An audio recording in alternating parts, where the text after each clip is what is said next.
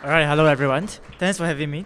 I'm Edison, and I'm an application lead at Zilliqa. I lead a team of application engineers at Zilliqa, and we build things on top of the blockchain. Zilliqa is a public permissionless blockchain, and it's scalable and secure. And the reason why I'm here is that I came from a long journey. So I started off with Solidity, writing smart contracts on Solidity. Then I went on to grad school and I wrote about permission blockchains in my thesis at CMU. So after grad school, I joined Zilliqa as one of the first application engineers. So when you're in the capacity that you are actually writing a lot of these applications for blockchain, you are forced to actually think about security. And this is what I'm here for, is to share some things along the way. So first of all, just a general question is that, are we really safe today? So over the past few years, we have seen some attacks. So in 2016, there's the DAO hack, in which an attacker is able to siphon away $60 million by exploiting a reentrancy bug in a contract. Following which, in 2017, we have the parity bug, where someone is able to kill a contract, a multi-signature wallet, and that results in $300 million worth of ETH at the point of time to be frozen. And we are lucky that in 2018, there hasn't been any major security attacks. But really, is that, are we truly safe, or can we actually take precautions to make ourselves safer? So in 2018, this is from a research paper that was published. And it says that nearly 34,000 contracts are vulnerable. So that's actually 3.4% of the contracts that are still vulnerable today in 2018. So this is something that we have to think about, and really think about things that will make our contracts safe, vulnerable. So this is going to be our agenda today. I know some of you in this room might not be a blockchain developer yet, but that's all right. So I'll go through with you some of the intricacies of blockchain development, what makes it so different from the traditional software development that we are used to. I'll talk about some of the security pitfalls along the way, introduce some tools, and also some alternative smart contract platforms. Okay, so first of all, what makes smart contract programming different? Someone from traditional background, this is how we see the world. You have a server which talks to a database, and it is very predictable because many concurrent controls are actually controlled by your database. There's a scheduling system. It makes sure that your transactions come in and you get the output that you want. So it's very easy to be controlled. But on the blockchain, this gets a little bit more involved in a way that your blockchain contains both the wallets and the contracts. And so basically, how we think about smart contracts are that the users can talk to other contracts, and that's all right, and that's still okay. But the worst of all is that the contracts can talk to other contracts. And later, I'll show you an instance where we forgot about this fact, the second point, where contracts can talk to other contracts. So this is where some of the bugs actually happened. I'll share with you later on. Okay, so when we think about Ethereum, there's also one more thing is that Ethereum is an infinite state machine. And by what I mean is that there's a start point, which is the genesis block, but we really don't see an end point. It will just keep on going forever.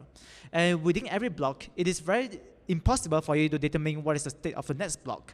So in this infinite space, you need some kind of a way to think about development in general.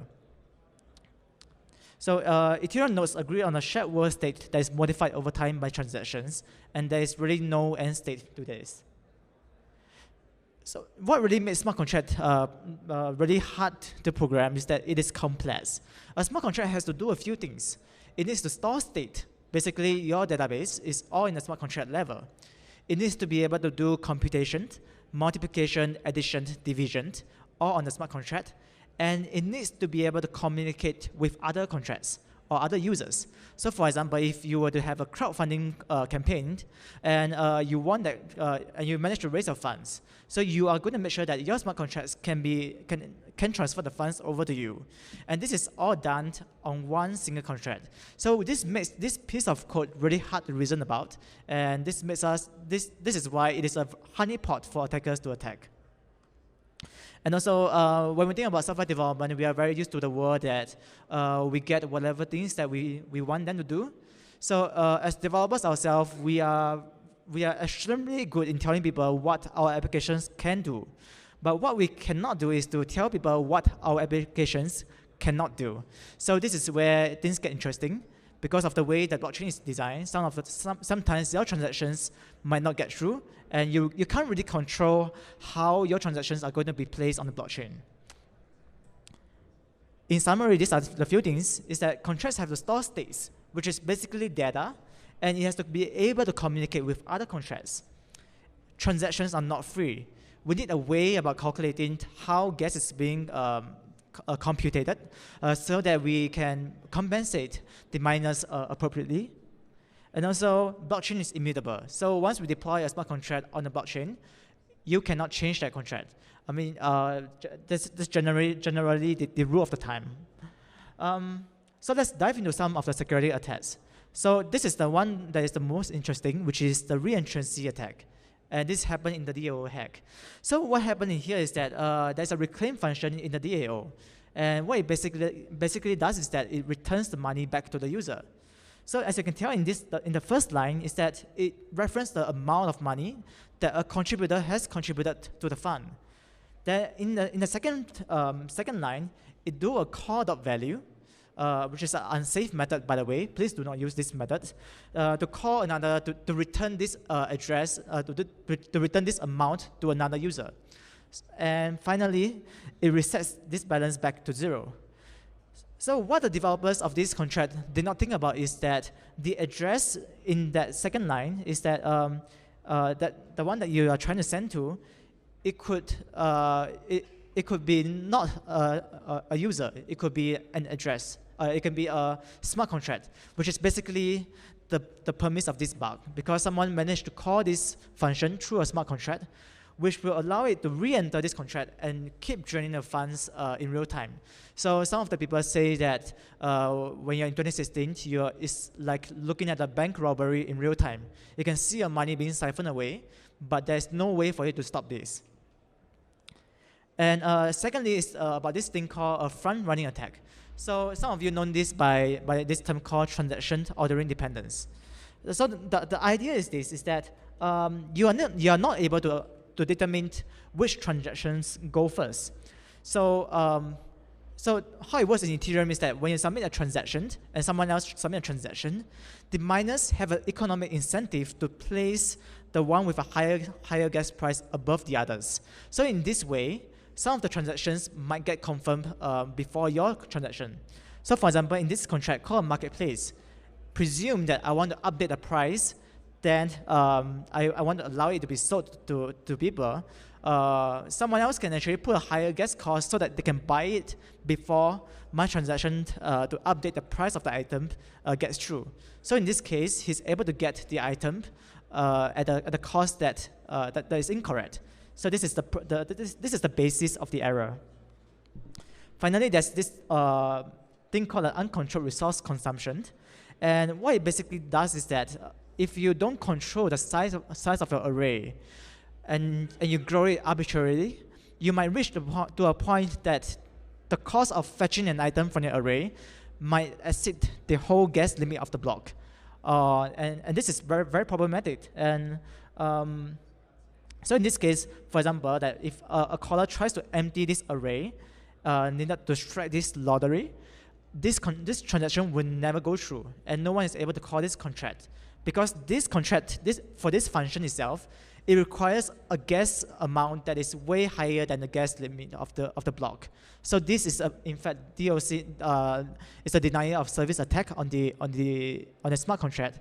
And I think that right now, if you use any analyzers or any auditing tools, they will flag this out to you to say that this is vulnerable.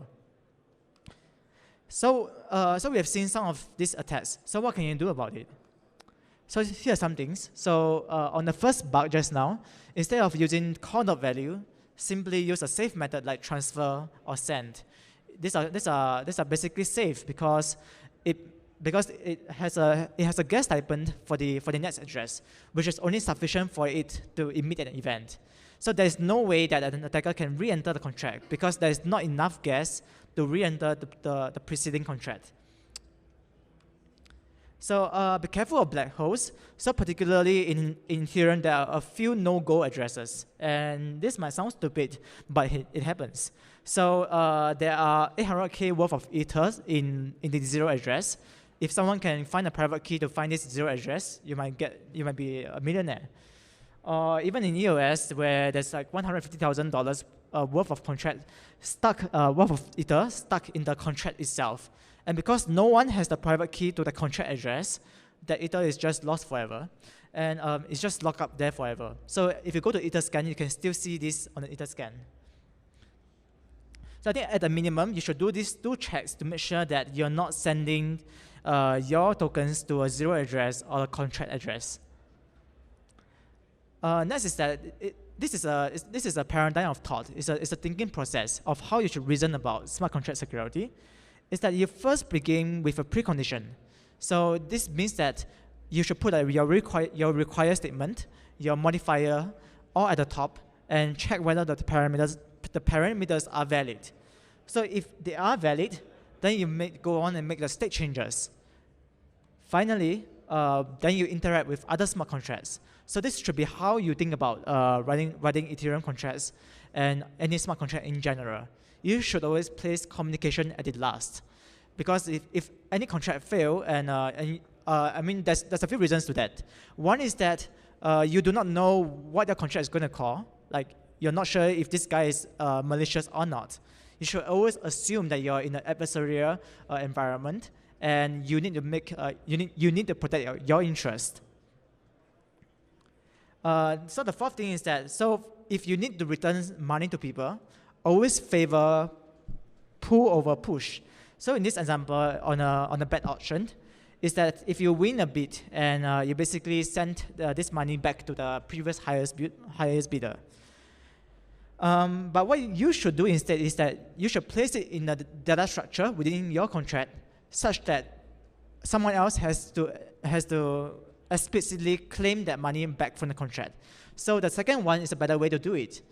I know it's not very ideal for developer experience, but it is a safer way to go about returning money back to the user. And some general tips and philosophy along the way is that you should always implement circuit breakers and speed bumps. So what do I mean by circuit breakers? It's basically like a fail switch. If things go wrong, then it will go into this circuit breaker, and it can temporarily freeze transactions until you fix the issue.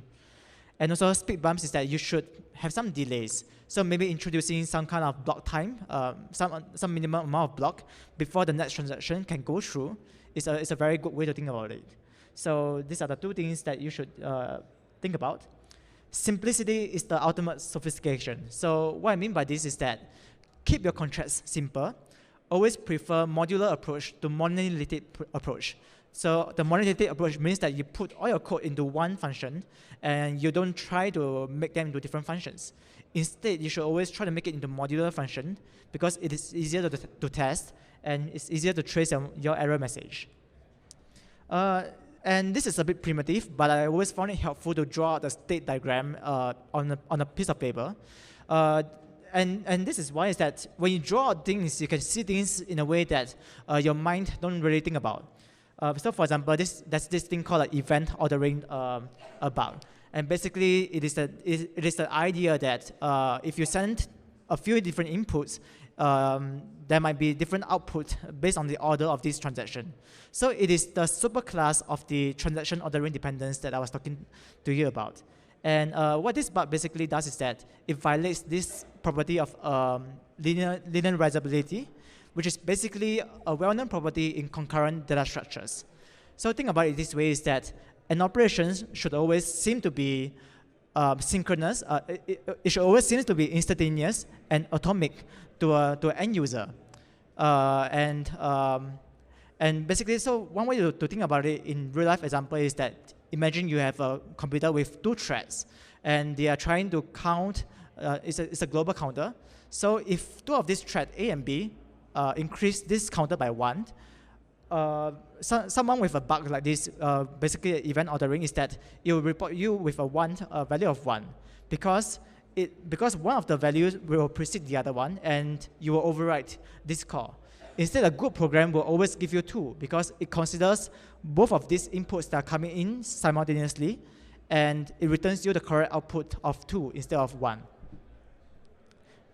Okay, so enough of theory. So what can you do about it? And fortunately for Ethereum, there's a lot of security tools that you can use.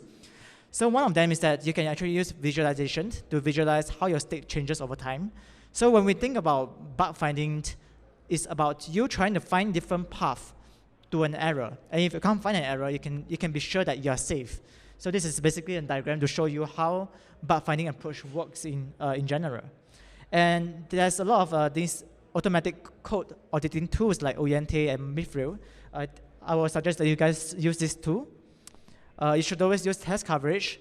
Recently, you can even integrate them with Truffle, which will integrate it nicely with your Travis CI tool. So you should always use this. And linters. If you don't have one on your editor, install it now. Because this takes no effort at all. It will just simply show you things that might go wrong. For example, things like unused parameters. So always install a linter on your machine. Whether is it Solidity or is it JavaScript or is it Python, just install them and you will be able to eliminate 90% of the bugs that will happen. Okay, so and these are basically the tools that I've explained to you previously. You can use this tool to actually detect some of these errors. So in the diagram on the right side is this tool called Mayan, M-A-I-A-N, and it is a tool that was developed last year. So what it is able to do is that it's able to detect smart contracts with different classes of security flaws, like being greedy or being prodigal or being suicidal. So it is able to detect things like the multi-sig wallet tag in the parity. See, so if you use some of this tool, you can avoid things that happened in the past. And we can also consider alternative smart contract language. So I'm not sure how many of you in this room are already using VIPRE. And I think that VIPRE is very exciting. Recently, there's a formally verified VIPRE contract. And I'm really excited for the progress. And I really think that it's the general purpose experimental. Because I'm also a Python developer, so it seems a lot more intuitive to me as well. And the idea is to build a simple and secure smart contract. And it tries to eliminate many of the bugs that are found on Solidity. It is still experimental. It is still beta. So use them with precaution. Yep. Another one that is a smart contract intermediate level language. So as a disclaimer, this is a language that was developed in my company. So we believe that this is quite a good way to think about security of a smart contract. Basically, what happens is that we impose a structure on developers. So yes, you're not that free to do whatever you want, but we impose a structure such that, for example, things like making sure communication happens at the last of the function is enforced on a language level. So when we do all of these rules, we try to eliminate some of these possible attacks and vulnerabilities that you might face when you're developing your contracts. So it is a principled language that imposes a structure that makes your smart contract less vulnerable. It clearly separates between computation and communication. So communication will always happen at the last, and this is done on a language level. This language is amenable to formal verification. We have developed this language hand in hand together with Coq, which is a proof assistant. And as a disclaimer, this is developed in my company. So take it with a pinch of salt, whether is it the best tool for you or not. Yep.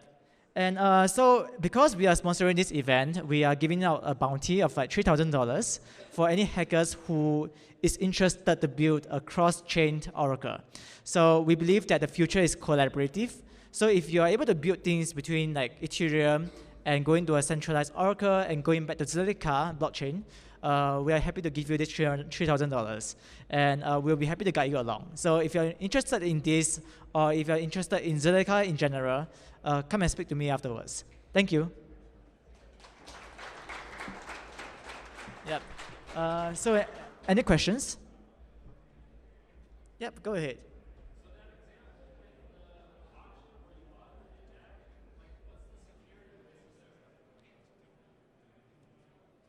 the reentrancy attack, you mean? This one?